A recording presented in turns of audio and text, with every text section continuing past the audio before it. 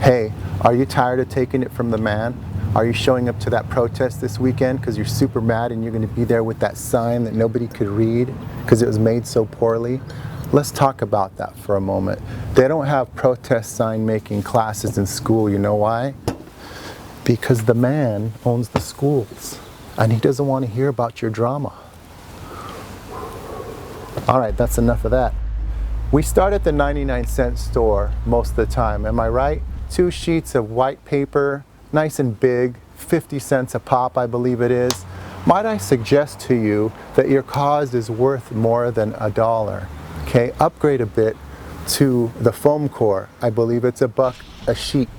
And so you get 2 of those, you're in good shape because perhaps you want to protest and be upset for more than one day. Then foam core, you want foam core on your side. Okay, now the message that you'll put on the sign, notice I said message and not essay.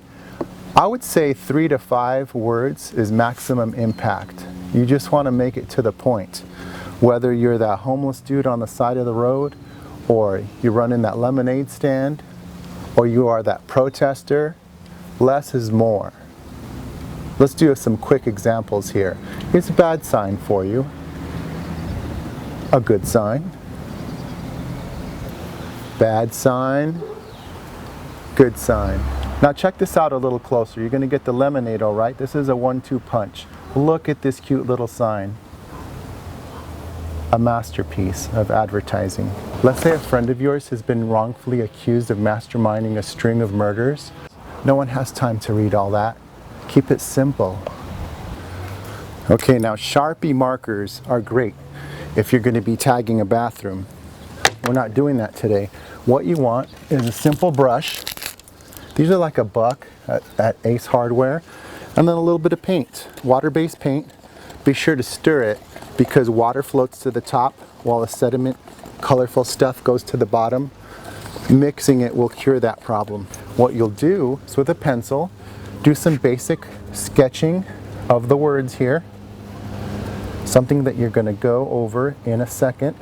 Now, if you do not have a can of paint or a brush, I believe you have bigger problems in your life than this thing that you're protesting on Saturday. So you might want to take a rain check on that and focus on the trouble inside. So I've got myself some kind of brown looking magenta thing here. And I'm simply gonna get it nice and globby, right? Don't hold it like a pencil. This thing is a brush. The brush has kind of a square shape, and that's how you're going to keep the top and bottom of your letter square. Now if you look closely, you're going to notice that perfection is not happening here. Very legible, but not perfect. It's not hot off the press from Kinko's.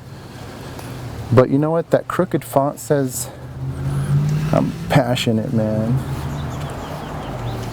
I don't think Kinko's is with us anymore. I believe it stayed in the 90s, which is okay. I mean, if you were going to stay anywhere, you know what I'm saying? Check it out, oldie but a goodie, right? Recycle that every 10 years. Ooh, oh, no you didn't. So you're not going to hold this over your head all day, trust me on that one. So let's talk about the stick. And I don't mean a cute little dowel. Go to Home Depot or something and don't get the cheapy little dowel that barely comes out the bottom of your sign. Let's commit. So get those $2 ready. Buy yourself an 8-foot piece of junk stick. And you know what? You could trim it down a bit, but make sure it goes higher than the other protesters and all their poorly made signs. And you know what? It actually can like rest on your belt or something because it's so long. So all you're doing basically is balancing this beast all day. You don't want to be the loser that leaves early because you're tired. Put this right underneath your sign, center it, and let glue do the rest of the work. Put a weight there, maybe a Rubik's Cube, maybe a 50mm lens. The statue from Bali.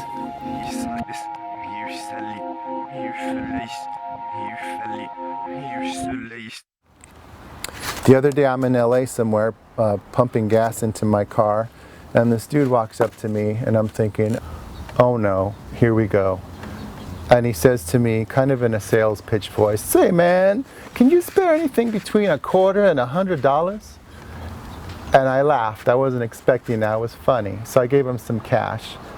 And I mean, usually my method of helping people that are in need is not handing out cash at a gas station. But that day, the right message hit the right person at the right time, and change happened. May you do likewise. Blessings. Have a good weekend. Go stick it to the man. Play some Rage Against the Machine, dude.